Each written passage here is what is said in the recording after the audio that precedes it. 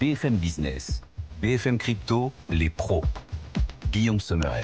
C'est votre phare hebdomadaire d'avenir pour faire de vous les témoins de ce monde qui est en train de se bâtir, se construire jour après jour, faire de vous des contemporains du futur. Bienvenue à tous, vos pros des cryptos, chaque vendredi sur BFM Business et sur notre chaîne YouTube BFM Crypto. Nos talents non fongibles sont là, nos NFT rien qu'à nous, ils sont présents, ils répondent à l'appel de BFM Business. Stanislas Barthélémy, bonjour Stanislas. Bonjour Guillaume. Et bienvenue, Senior Manager Crypto pour KPMG. Thibaut Boutroux ici nous accompagne depuis les bureaux de Meria. Bonjour Thibaut.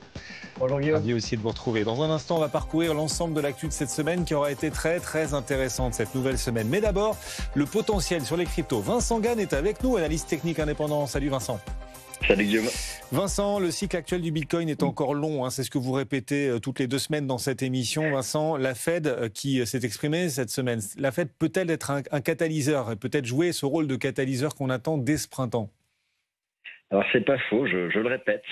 Je le répète 2 fois par mois sur votre antenne. Non, mais vous avez raison de le rappeler Guillaume, parce que de plus en plus s'installe cette idée que nous serions déjà dans un grand marché baissier Bitcoin. Moi j'estime que ce cycle lié au halving d'avril 2024, il n'est pas terminé. Alors, sur votre question plus précisément, effectivement, ce qu'on sait, c'est que le cours du Bitcoin, mais en fait, le marché action, les actifs risqués en général, ce cours du Bitcoin, il est corrélé à l'offre monétaire. La Fed s'est exprimée cette semaine. Ce que l'on sait, c'est que l'offre monétaire, elle est en rebond depuis le début de l'année, mais en fait, essentiellement en provenance de Chine, d'Europe. Aux États-Unis, ça dépend de la Fed. Ce que moi, je retiens des annonces de cette semaine, c'est qu'à partir d'avril, donc c'est bientôt, elle va commencer à réduire la vitesse de la baisse de son bilan. Vous voyez un peu, je cherche des choses positives pour trouver une raison au rebond du Bitcoin. Bon, c'est un catalyseur un peu fragile. En fait, on attend surtout la reprise de la baisse du taux d'intérêt des fonds fédéraux. Est-ce que ce sera malgré tout un catalyseur au moins de rebond technique en avril? Moi, je pense que oui, mais nous sommes toujours en attente d'un signal technique. Alors du coup, sur le plan technique, signal technique, c'est ce que vous disiez pour cette fin mars. Comment est-ce que vous voyez les choses et le potentiel pour le Bitcoin? Écoutez, pour le moment, il n'y a pas de signal de fin de correction. Si on fait démarrer la correction court terme au 20 janvier dernier, le jour où Donald Trump a pris le pouvoir, le plus important pour croire encore au cycle, c'est de tenir l'ancien record historique, 69 000, 73 000 $. Pour l'instant, c'est encore le cas. Maintenant, pour envisager une reprise, il faut dépasser une résistance. On a tenté de le faire mercredi avec la Fed, finalement c'est retombé le lendemain. Donc on est toujours en attente d'un signal. Et le minimum légal, ce serait d'être capable de franchir les 85 000 $ et de se maintenir au-dessus de ce niveau pour envisager une reprise. Là, vous voyez, on a 83 800 $. Donc c'est pas le cas, c'est toujours pas le cas, mais moi, je suis confiant pour le mois d'avril. Vincent Gann avec nous régulièrement, analyste technique indépendant. Merci Vincent d'avoir répondu une nouvelle fois à notre appel. Alors l'actualité a été riche cette semaine, on le disait, on va en parler. On va parler du XRP. La SEC en effet abandonne ses poursuites, sans doute un verrou en moins d'ailleurs pour l'innovation dans les blockchains. On va donc détailler les choses. On parlera aussi de minage. Est-ce que le minage pourrait, d'une certaine façon, sauver EDF? EDF qui a besoin de beaucoup d'argent pour financer ses projets, ses investissements dans le nucléaire notamment. Il va falloir le trouver, cet argent, pour éviter une trop forte hausse des factures d'électricité. Est-ce que le minage pourrait être la solution? On va détailler et surtout explorer les perspectives parce que la thématique est en train d'arriver dans le débat politique également. Et puis on parlera de réserves stratégiques. Les Américains sont sceptiques sur la réserve stratégique de Donald Trump. Un sondage montre qu'une majorité d'Américains ne souhaitent pas cette réserve stratégique. On verra si ça risque de limiter l'ampleur, la taille de la réserve stratégique américaine. C'est votre machine à concentrer l'essentiel. Les pros des cryptos chaque vendredi. C'est parti. BFM Business, BFM Crypto, les pros. Et nos talents de ce vendredi, Stanislas Barthélémy, il est avec nous. Bonjour Stanislas, bienvenue. Bonjour Guillaume. Thibaut Boutroux aussi nous accompagne. Salut Thibaut. Bonjour Guillaume. Ravi messieurs de vous retrouver. Le Bitcoin a encore souffert, c'est vrai, ces dernières semaines. On est cet après-midi, ce vendredi après-midi, sous les 84 000 $ pour le Bitcoin. Alors pour savoir où va aller le Bitcoin, il est intéressant de regarder le comportement des investisseurs en ETF également, Stanislas. Où en est-on des encours sur les ETF Bitcoin? Quand on analyse les statistiques autour du Bitcoin, c'est vrai que les ETF deviennent des thermomètres quelque part de l'appétit pour les investisseurs. Il y a 2 manières de le voir. La première, si on considère en fonds sous gestion en dollars, il y a un recul, mais il est du fait de la volatilité de Bitcoin, donc de sa baisse de prix en dollars. Donc c'est pas forcément la bonne métrique à regarder. Et la deuxième, qui est plus intéressante, je trouve, c'est de regarder les entrées et les sorties. Et si on considère un pas de temps de 2 semaines, donc une quinzaine de jours, c'est 500 millions de $ qui ont quitté les ETF Bitcoin. ce sont des mouvements qu'on a déjà constatés, qui sont liés à l'actualité, à la macroéconomie, au choix d'investisseurs d'allouer différemment leur investissement. Mais 500 millions au regard d'une collecte et d'un total qui est de 100 milliards, c'est moins de 0,5% du total. Donc il n'y a rien qui soit vraiment impactant, il n'y a rien qui soit alarmant. Au contraire même, j'ai envie de dire qu'il y a une forme de résilience. Ce qui est sûr, c'est qu'aujourd'hui, c'est l'or qui progresse un peu plus dans ces états de tension de la macroéconomie ou géopolitique. Et pas de problème à noter du côté des ETF. Effectivement, l'or qui a franchi ces derniers jours la barre des $3 000 l'once. Alors on regarde le comportement des particuliers, l'évolution des encours sur les ETF, et puis en face les institutionnels. Du côté des institutionnels, alors que le Bitcoin a corrigé ces dernières semaines, quel comportement est-ce qu'on observe en ce moment désormais, Thibaut? On observe une sorte de tendance de fond qu'on commente et qui se dessine de plus en plus sur une adoption progressive des institutionnels envers les cryptos et la blockchain de différentes manières. Et on a différents types d'acteurs, c'est-à-dire qu'on a les acteurs historiques, entre guillemets, ceux qui ont des convictions, qui continuent finalement à suivre leur plan, malgré tout le contexte, malgré tout le bruit. On a Strategy qui continue à accumuler encore un peu plus de 100 bitcoins cette semaine. L'homologue japonais Metaplanet également. Le Salvador qui, malgré les discussions avec le FMI, continue aussi son plan d'accumulation. Donc on a cette typologie d'acteurs convaincus qui déroge pas au plan de base et qui continue sa stratégie d'accumulation. Et puis on a un autre son de cloche un peu plus nouveau qui est matérialisé par une étude qui a été menée par Coinbase et EY qui est sortie cette semaine, où ils ont interrogé un peu plus de 350 investisseurs institutionnels sur différents continents, des banquiers privés, des hedge funds, des asset managers, et on leur a demandé justement c'était quoi un peu leur position sur Bitcoin. Et là le résultat il est sans appel et alors le chiffre il est anecdotique. Il y a 83% des investisseurs sondés qui envisagent d'exposer ou de renforcer leur exposition sur Bitcoin et les cryptos sur les prochains mois. Alors le chiffre, le 83% entre guillemets, on s'en fiche un peu. Ce qui est intéressant, c'est de voir cette tendance de fond qui se dessine, où il y a effectivement de plus en plus d'acteurs institutionnels qui s'y mettent. On a de plus en plus d'outils, c'est de plus en plus démocratisé. Donc ça, c'est plutôt la tendance de fond que je retiens moi. Et cette question d'ailleurs, dans cet univers crypto, pour l'évolution des cours, qui a le plus d'influence? Les institutionnels dont vous parliez à l'instant, Thibaut, ou les particuliers à travers notamment les ETF? Il y a un match là-dessus, on arrive à voir clairement qui domine le plus, qui pilote le plus, qui influence le plus le cours des cryptos, Stanislas? C'est une question qui est assez difficile parce qu'on considère souvent, et à tort, que derrière les ETF, ce sont des institutionnels qui achètent. En réalité, la manière dont sont distribués les ETF, c'est que ce serait plutôt 75% du retail, ou ce qu'on appelle la high net worth, c'est-à-dire les personnes fortunées, qui utiliseraient l'ETF comme un support alors qu'ils auraient pu passer en crypto direct. Donc les institutionnels, on cite toujours les mêmes, quelques États, quelques entreprises, et pas des moindres, le but c'est pas de minorer ce fait-là, mais c'est que c'est plutôt aujourd'hui le retail qui est demandeur de crypto-actifs. Quand on considère l'étude de l'ADAN, quand on considère l'étude des différentes études de Coinbase ou d'un Chainalysis, quand on regarde les volumes, c'est encore principalement le retail. Ce qui est sûr, c'est qu'il y a une tendance de long terme d'arrivée des acteurs institutionnels, et ça prend du temps, mais ça va permettre de quelque part d'abaisser la volatilité aussi des cours. Quand on regarde la volatilité de Bitcoin, elle ne fait que descendre depuis 10 ans. Effectivement. Alors, parmi les institutionnels, on a Metaplanet aussi cette semaine qui a acheté 150 bitcoins. Et Metaplanet, dont Eric Trump, le fils de Donald Trump, dont Eric Trump est devenu membre du conseil stratégique de Metaplanet. On voit l'engagement là du fils Trump. Et ça vous fait sourire, Stanislas. Bon. Il y a peut-être un peu trop d'engagement pour le coup. Ouais, c'est ça. L'une des grosses infos de la semaine, messieurs. La SEC, le gendarme des marchés américains, annonce un traité de paix avec Ripple. La SEC abandonne ses poursuites. Le XRP a du coup vu son cours s'envoler. Cette marche arrière de la SEC constitue-t-elle un précédent important, Stanislas? C'est un traité de paix pas que avec Ripple, c'est un traité de paix quasiment avec tout l'écosystème crypto. Parce que les fondements légaux, je ne suis pas juriste, mais de l'attaque de la SEC, c'est qu'il n'y avait pas justement de définition de ce que c'était ces actifs. En l'occurrence, sur Ripple, la question, c'était de savoir qu'ils ont fait une vente au public et donc de savoir si cette vente au public était légitime ou pas. Mais en l'absence de définition, c'est ce que disait l'écosystème, c'est comment se conformer s'il n'y a pas de définition. Oui. Et c'est là où on se retrouvait quelque part dans une forme de paradoxe. La nouvelle donne avec l'administration Trump, c'est qu'effectivement, la SEC abandonne ses cas peu à peu avec le contentieux, avec tous les acteurs, que ce soit des fondations ou des intermédiaires. On pense à Coinbase, à Kraken, maintenant à Ripple. Donc, traité de paix avec l'écosystème, tous les cas sont en train de tomber. Et ce qui est intéressant, c'est de la contraposer de ça, c'est qu'il y a enfin un cadre qui commence à arriver et donc des définitions. Et est-ce que ça va du coup libérer encore davantage l'innovation dans l'univers des blockchains? Est-ce que de ce point de vue, c'est un cap important là, qui vient d'être franchi, ce recul, ce pas en arrière de la SEC? J'ai envie de dire que c'est surtout net bénéficiaire pour les Américains, c'est-à-dire de faire revenir des acteurs internationaux qui avaient fui de par cette incertitude réglementaire. Maintenant, il y a une clarté qui commence à arriver et un soutien politique, peut-être un peu trop et mal fait de temps en temps, ça c'est certain. Mais Circle, par exemple, qui est revenu aux États-Unis, absence Maintenant, il y a de la certitude sur ce qui va être fait. On voit les premiers textes, les premières ébauches de textes sur les stablecoins notamment.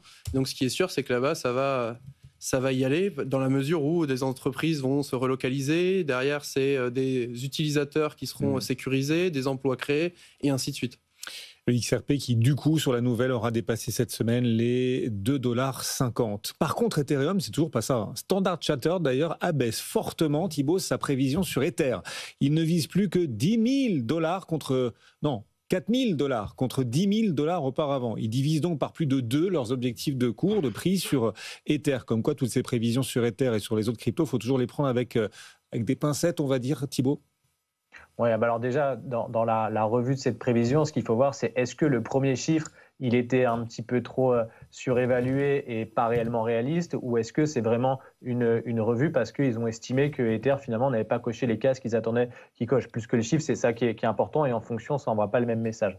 Après, sur les prévisions, effectivement, et on l'a déjà répété plusieurs fois, il faut prendre beaucoup de précautions en fonction de ce qui est donné, puisqu'on est dans un momentum où les cryptos sont sous les projecteurs, et donc on a beaucoup d'acteurs qui vont chercher à faire des prévisions un peu choc avec des prix très hauts ou des prix très bas, finalement pour s'attirer un petit peu les médias et s'offrir un peu des tribunes publiques. Il faut s'interroger sur c'est quoi les motivations de l'acteur quand il va faire cette prévision, et c'est quoi la méthodologie qui est utilisée. En fonction de ça, on peut donner plus ou moins de valeur à la prévision, et après, de toute manière, aucune prévision n'est une vérité absolue, c'est-à-dire qu'on peut les regarder comme un indicateur d'ensemble pour voir un petit peu où on en est dans le marché, peut-être pour faire un petit peu ses plans aussi. Ça peut rentrer dans une stratégie vraiment globalisée, mais ce n'est pas le seul indicateur qu'il faut regarder, évidemment. Effectivement. Après, allez-y Thibaut. Non, et après, par contre, justement, sur cette analyse-là, pour le coup, ce que j'ai trouvé intéressant, par contre, dans la méthodologie, c'est qu'il y a pas mal d'arguments techniques qui ont été donnés pour justifier cette revue, notamment la montée en puissance des Layer 2. Donc, ça montre aussi que même ces analystes financiers qu'on considère, nous, comme traditionnels, ont cette capacité et aujourd'hui cette lecture qui va un petit peu plus loin que le bruit qu'on peut entendre. Donc, ça, c'est plutôt intéressant dans l'analyse, par contre. Effectivement, et même sur la bourse quand même, on voit les différentes banques américaines régulièrement actualiser leurs objectifs sur le S&P, sur les grands indices, etc., avec des prévisions parfois extraordinaires. Ça permet surtout de faire parler d'elles, et souvent ce sont des exercices de marketing et de communication. C'est pour ça qu'il faut regarder ça avec une certaine distance quand même. On évoquait il y a un instant l'abandon des poursuites de la SEC contre Ripple. À part ça, il s'est passé quoi cette semaine aux États-Unis? On va arrêter de tourner autour du pot, on va parler de la réserve stratégique. La réserve stratégique américaine risque-t-elle de ne pas aller bien loin? Oh non! Bah si. Un sondage montre en effet que les Américains ne sont en fait pas emballés du tout par cette réserve stratégique. Ils y sont plutôt défavorables, Stanislas. Le sondage est intéressant et j'ai un tropisme, on va dire, très personnel sur les sondages. Il faut toujours regarder la méthodologie et la question qui est posée et aussi la manière dont a été constitué, évidemment, le pool de répondants. La question qui était posée, c'est est-ce que vous êtes d'accord pour que l'État fédéral dépense du budget pour, en l'occurrence, constituer cette réserve? Sous-entendu, est-ce que vous êtes d'accord pour qu'on achète sur le marché de la crypto? Ce qui n'est pas exactement, est-ce que vous êtes pour ou contre la réserve stratégique? Donc il y a une petite nuance à apporter quand même. Le sondage est intéressant, il statue en gros, tout confondu, que c'est 35% des Américains qui sont plutôt favorables à cette idée, 55 défavorables et après le reste des indécis. Quand on regarde la granularité politique et qu'on fait le détail entre républicains, indépendants et démocrates, ce qu'on voit, c'est que les républicains, 40-40, 20 indécis. Sur les indépendants et les démocrates, c'est beaucoup plus complexe. Pour le coup, c'est une minorité, un peu au-dessus de 20, voire 25. Le reste des défavorables et des indécis. Donc il y a toujours cette ligne de crête politique. Et surtout, ce que je peux comprendre, quand on analyse et si on transpose un peu sur la France, est-ce qu'on serait d'accord en tant que contribuable alors qu'il y a tellement de priorités, que l'État utilise une partie de ses ressources qui sont maigres importante, mais il vit au-dessus de ses moyens, plutôt pour acheter du Bitcoin, plutôt que d'avoir des priorités que peuvent être la santé, les infrastructures, l'éducation, etc. La défense. Ou la défense, surtout en ce moment. C'est quelque chose qui est assez cohérent. Et d'ailleurs, le sondage détaille que c'est la dernière préoccupation, la dernière priorité quand on propose aux répondants de regarder les différentes thématiques que je donnais. Donc, ce n'est pas tant un refus de la réserve stratégique qu'un refus d'allouer des moyens budgétaires. Il y a d'autres, on en reparlera après, mais il y a d'autres moyens de constituer cette réserve et surtout de l'augmenter sans forcément faire des achats sur le marché. D'ailleurs, c'est encore flou aux États-Unis de savoir s'ils vont le faire. Je pense que s'ils regardent un peu les sondages, ils n'y iraient pas de sitôt. Alors, vous nous direz dans un instant comment on peut faire du coup, comment les États-Unis pourraient trouver, ou quelques pays que ce soit, une solution là-dessus. On verra quelle sera la taille de cette réserve stratégique américaine. Mais alors, pour la Banque de France, c'est clair. Les États-Unis, là, en donnant autant de poids aux cryptos, les États-Unis sont en train de préparer le lit d'une prochaine grande crise financière. C'est ce qu'a dit François Villeroy de Galhau, le gouverneur de la Banque de France cette semaine. Les cryptos, l'importance que les États-Unis leur donnent, ça prépare une grande crise financière à venir, Thibault. Ouais, alors pour pas lui faire de procès, mettre un tout petit peu de nuance, effectivement, il s'est exprimé sur le sujet. En fait, il a eu une grande tribune dans un média, dans un grand média français, où il a évoqué un certain nombre de sujets. Il a évoqué notamment beaucoup de préoccupations vis-à-vis de la politique de l'administration Trump. Et dans l'ensemble de ces préoccupations, il y a une petite partie sur les cryptos où il parle justement effectivement de ce que vous venez d'exprimer. Donc, mais il faut remettre un petit peu dans le contexte, parce qu'effectivement, si on focalise uniquement sur la position des États-Unis vis-à-vis des cryptos peut préparer une crise financière, à un moment donné, il faut prendre un petit peu de recul et être pragmatique. Aujourd'hui, l'exposition des institutions aux cryptos, elle reste quand même relativement limitée. On est très très loin de pouvoir avoir un effet systémique sur l'ensemble des marchés financiers à l'international. D'ailleurs, ce qu'on a pu constater sur les derniers malheureux événements qu'on a eu dans la crypto, que ce soit le crack de FTX ou l'affaire UST Luna, qui était en plus à des horizons de temps relativement proches, l'effet sur les marchés financiers a été quasiment nul, quoi. Il y a eu des effets effectivement systémiques à l'intérieur de l'écosystème crypto, mais pas suffisamment pour ricocher dans l'écosystème crypto. Après, la position de la Banque de France sur les cryptos, on la connaît, elle est plutôt prudente, voire critique, même si des fois ils ont eu un discours un peu plus nuancé. Et là, ce propos-là est aussi une manière indirecte de critiquer un petit peu la position des États-Unis sur les cryptos pour justifier la position européenne qui est plutôt très appuyée sur la régulation, avec l'arrivée de l'euro numérique aussi. C'est une manière aussi peut-être de préparer le terrain à ce niveau-là. Donc à prendre avec quand même de la hauteur cette déclaration. Ouais. Stanislas. Je suis totalement d'accord avec Thibault. Il y a très peu de détails sur pourquoi ça viendrait des crypto-monnaies. Il ne faut pas s'interdire de penser à des conséquences possibles de la politique américaine en cours. J'en évoque par exemple, la création des stablecoins. S'il y a un cadre législatif clair pour les stablecoins, les grandes banques américaines vont tout y aller. C'est très probable. Mais ce qui est intéressant, c'est derrière le collatéral de ces stablecoins. Qu'est-ce qu'on y retrouve ? De la dette américaine. Et si on projette par exemple 10 fois plus de stablecoins dans quelques années par rapport à aujourd'hui, ça aura une incidence, parce que ce sont des consommateurs de la dette court terme américaine. Donc, et on sait que ce yield est important dans la finance traditionnelle, donc s'il y a énormément de demandes pour cette dette-là, est-ce que ça aura des incidences ? Est-ce que ça deviendrait systémique ? Je ne suis pas sûr, je ne présume pas de la position de François Villeroy de Galhau, mais ce qui est sûr, c'est qu'il ne faut pas minorer cette connexion entre les deux qui aurait des conséquences. Les pros des cryptos, votre machine à remonter la semaine, à condenser la semaine en à peine 20-25 minutes, à retrouver aussi sur notre chaîne YouTube BFM Crypto. Et la France, pendant ce temps, elle va peut-être porter un regard désormais plus stratégique sur les cryptos. On sent que le débat autour des cryptos monte chez les politiques à maintenant 2 ans de la présidentielle. Une probable candidate à la présidentielle, d'ailleurs, propose de miner des bitcoins pour renforcer EDF, renflouer et renforcer les caisses d'EDF. Est-ce que ce serait une vraie solution, une vraie ou une fausse bonne idée, le minage pour sauver EDF ? Stanislas. Alors la question est grandiloquente. Est-ce que le minage peut sauver EDF ? Pas nécessairement. Par contre, ce qui est certain, c'est qu'il y a une opportunité économique et énergétique. Il va y avoir un débat assez intéressant en France dans les prochaines semaines. Ça a déjà commencé avec moult rapports très techniques sur ce qu'on appelle le plan pluriannuel d'énergie, PPE3, c'est-à-dire comment on finance nos infrastructures tout en conciliant nos objectifs de réduire, par exemple, les émissions de carbone, etc.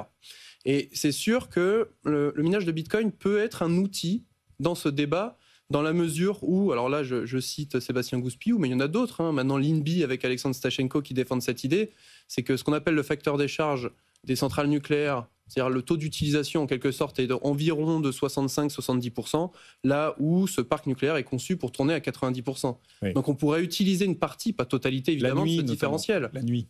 Pour miner du Bitcoin, et qui est une industrie qui est intéressante, c'est qu'elle n'est pas géodépendante, et en soi, on peut la mettre sur on-off. En le couplant à du nucléaire qui est pilotable, il y a quelque chose à faire en la matière. En s'amusant un peu à modéliser, j'estime que ça peut être plusieurs centaines de millions d'euros par an. Donc, on est assez loin des ordres de grandeur de la dette d'EDF qui est à plus de 50 milliards, ou même du coût d'un EPR. Il y en a 6 qui seraient potentiellement en construction dans les prochaines décennies. Et le coût d'un seul réacteur EPR, c'est 10 milliards. Donc, en termes d'ordre de grandeur, c'est pas exactement, on va dire, les bons agrégats. Par contre, ce qui est intéressant, c'est que c'est une des solutions, donc autant y aller. Donc c'est une bonne proposition.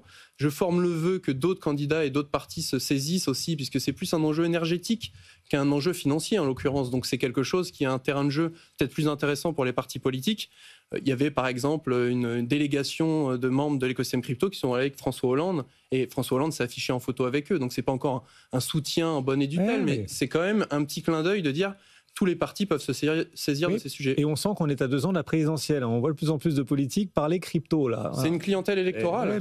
Si on statue qu'il y a 15% des détenteurs, enfin de Français adultes qui ont déjà détenu des cryptos, la conclusion, c'est que ça devient une clientèle à capter, outre peut-être des convictions qui se développent. Alors, ils ne sont pas très nombreux, mais certains politiques proposent aussi de créer, comme aux États-Unis, une réserve stratégique. Ici, en France, c'est l'objet de la question crypto qui claque, messieurs. Chaque semaine, on pose effectivement cette question embarrassante à nos experts. Vous pouvez, vous aussi, qui nous suivez à la radio, à la télé ou encore sur nos réseaux sociaux, participer en vous abonnant à notre fil X BFM Crypto. Stanislas et Thibaut, êtes-vous prêts ? Prêt. À répondre à cette question embarrassante. La voici. Entre une réserve stratégique française de Bitcoin et le minage du Bitcoin au profit d'EDF, qu'est-ce qui a le plus de chances de voir le jour ? Le minage massif en France pour EDF ou une réserve stratégique carrément en Bitcoin ? C'est la question de la semaine, elle est embarrassante. N'hésitez pas, vous tous, à participer, vous êtes déjà nombreux à le faire depuis ce matin, et surtout, nous laissez vos arguments en commentaire, chacun de vos commentaires compte. Thibaut, Stanislas, qu'est-ce qui a le plus de chances de voir le jour ? Une réserve stratégique française ou le minage massif ? Minage, puis réserve. Et d'ailleurs, c'est une question qui est moins embarrassante qu'à d'autres éditions. Oui, c'est pas faux. Bon. Thibaut, pour vous, qu'est-ce qui a le plus de chances de voir le jour ? Ouais, même réponse, le minage. Pourquoi le minage avant la réserve stratégique ? Thibaut ? Alors déjà, le minage pourrait être, en fonction de la manière dont on le fait, une manière aussi de constituer une éventuelle réserve, puisqu'on pourrait, plutôt que d'acheter des bitcoins, récupérer les bitcoins qui sont minés pour constituer une éventuelle réserve. Et au-delà de ça, Stanislas l'a dit en préambule, c'est que le minage, la manière dont il est abordé sur un enjeu énergétique. Donc c'est beaucoup plus confortable à défendre comme propos, à la fois pour un acteur comme EDF, à la fois pour des partis politiques. Donc c'est beaucoup plus confortable d'aller dans cette direction, là où le propos d'une réserve stratégique, on voit toute la complexité que ça peut entraîner. On en parle depuis déjà plusieurs mois aux États-Unis. On ne sait pas encore exactement la manière de se faire, on ne sait pas de quelle manière les citoyens vont répondre, la manière dont elle va être constituée. C'est tout un message, la réserve politique, qui est géopolitique et donc qui est très compliqué à mener. Donc, à mon avis, la réserve, en réalité, on en est assez loin en France, sauf si on est capable justement de mettre en place d'autres outils qui permettent d'accumuler du Bitcoin d'une autre manière et peut-être d'en attribuer une partie à de la réserve, et à ce moment-là, ça peut être entendu. J'ajoute une considération, c'est que les États-Unis et une réserve en Bitcoin, c'est un peu paradoxal avec une volonté d'hégémonie du dollar. Parce que si demain on peut faire des transferts internationaux avec du Bitcoin, qui est en même temps, on va dire, stacké par les États-Unis, c'est contradictoire avec leur volonté de dire non, c'est la monnaie des échanges internationaux, c'est le dollar comme ça l'est aujourd'hui. Ce qui ne devrait pas être la position géopolitique de la France. C'est-à-dire que nous, l'euro, il a une monnaie, on va dire, numéro 2 en termes des échanges internationaux. Et il y a un play stratégique de choisir Bitcoin potentiellement. Mais avec une partie minage, parce qu'encore une fois, l'endettement français ne permet pas de faire une stratégie positive. Oui. Aux États-Unis, vous parliez des grands paradoxes. Il y en a beaucoup de Donald Trump. Il a répété là, en cette fin de semaine, qu'il voulait faire des États-Unis la superpuissance incontestée du Bitcoin et en même temps maintenir l'hégémonie du dollar. Bon, on verra si ces thèmes, en tout cas, nourrissent ici aussi en France la prochaine présidentielle. Cette présidentielle, elle aura lieu dans 2 ans. Et d'ici là, dans 1 an, ce sera... Ah oui. Dans un an, ce sera les municipales ici en France. Mais oui, ça approche. Les cryptos vont-elles devenir aussi un thème de campagne des municipales ? Cannes s'engage, la ville de Cannes s'engage fortement dans les cryptos. Cannes va former l'ensemble de ses commerçants au paiement en crypto. Eh bien, Toulouse n'est pas en reste. À Toulouse, les transports en commun seront bientôt crypto-compatibles. On pourra payer son ticket de bus Stanislas en crypto. Initiative assez drôle, je trouve, et audacieuse. C'est une bonne idée, ça met la lumière sur cette belle ville. Et vous citiez Cannes à raison aussi, mais je ne suis pas sûr que les 34 000 autres communes françaises vont se saisir de ces enjeux-là. Je le dis en connaissance de cause, je suis modeste élu de banlieue dans le Val d'Oise. J'aimerais bien parler de Bitcoin aux Mérisiens, les habitants de ma ville, mais les préoccupations premières, c'est plus la sécurité, l'éducation, de faire en sorte que la ville soit propre, etc. Ce qui est sûr, c'est qu'en termes de marketing politique, c'est pas malhabile de faire ce genre d'initiative. En réalité, on peut déjà payer par carte bancaire dans certaines grandes métropoles. Là, l'idée, c'est qu'on peut payer par carte bancaire ou flasher un petit QR code pour payer en Bitcoin. Je suis pas sûr qu'il y ait beaucoup de personnes qui vont les dépenser, mais l'initiative est assez amusante. Et Cannes, profil un peu différent. C'est une ville avec, on va dire, une surface internationale. Des événements de Toulouse renom. aussi, Toulouse, Airbus, c'est une ville internationale. C'est vrai. Mais je pensais plus sur la Croisette et aux différents congrès qui sont créés au Palais des Festivals à Cannes. Ouais. Donc je ne suis pas persuadé que les municipales et la crypto vont être un bon mariage. Ça, Thibaut, pour vous, c'est juste du gadget ou il y a quelque chose, un enseignement à tirer du fait qu'à Toulouse, on pourra payer son ticket de bus en crypto ? Non, bah oui, c'est surtout un effet marketing. Et de toute manière, la réalité, c'est qu'aujourd'hui, ce que disait Stan juste avant, avec des cartes bancaires, aujourd'hui, les cryptos sont intégrés sur les réseaux Visa, Mastercard. Donc, on peut déjà très facilement en fait utiliser les cryptos pour payer au quotidien dans toutes les enseignes, sans qu'il y ait de friction particulière ou de choses supplémentaires à mettre en place pour les commerçants. Donc, je pense que c'est surtout du marketing. Et après, sur la dimension des municipalités et plus politique, le sujet qu'il faudra suivre aussi, c'est à quel point il va y avoir effectivement des sujets de récupération et à quel point la crypto va peut-être être utilisée justement comme un moyen d'aller chercher des voix. Et là, sur lequel il faudra aussi prendre un peu de hauteur sur les décisions et sur les déclarations qui vont être faites. Ce sera intéressant de voir si, alors aux États-Unis, il y a quelques années, quand vous disiez que vous étiez pro-crypto, c'était pas très porteur électoralement. Ça l'est devenu. On l'a vu avec Donald Trump. Ça a marché pour lui. On va voir si en France, on a franchi la bascule aussi et si ici aussi, comme aux États-Unis, il est devenu plutôt populaire de dire qu'on est pro-crypto ou si ça suscite encore du scepticisme. Ce sera intéressant à observer dans les 2 années qui viennent. Ce sera 2 années de campagne intéressantes aussi pour mesurer la popularité des cryptos. Merci à nos 2 experts. Juste, on regarde le résultat de cette question qu'on vous pose sur BFM Crypto, la question crypto qui claque. Est-ce que vous croyez d'abord dans la mise en place d'une réserve stratégique ici en France ou d'abord dans l'émergence d'un mining massif ? Vous êtes une majorité à croire, comme nos 2 experts, au mining massif, pour financer EDF plutôt qu'à une réserve stratégique française. 78% d'entre vous pensent qu'il y aura minage massif pour EDF plutôt qu'une réserve stratégique. Merci à nos experts. Stanislas Barthélémy, KPMG et Thibaut Boutroux pour Meria. Salut messieurs, on vous souhaite un bon week-end. Les pros des cryptos sont à retrouver bien sûr sur notre chaîne YouTube BFM Crypto et dès lundi 15h, vous retrouverez également Sandra Gondouin pour les cryptos, le club crypto du lundi au jeudi. Bon week-end à tous. BFM Business, BFM Crypto, les pros.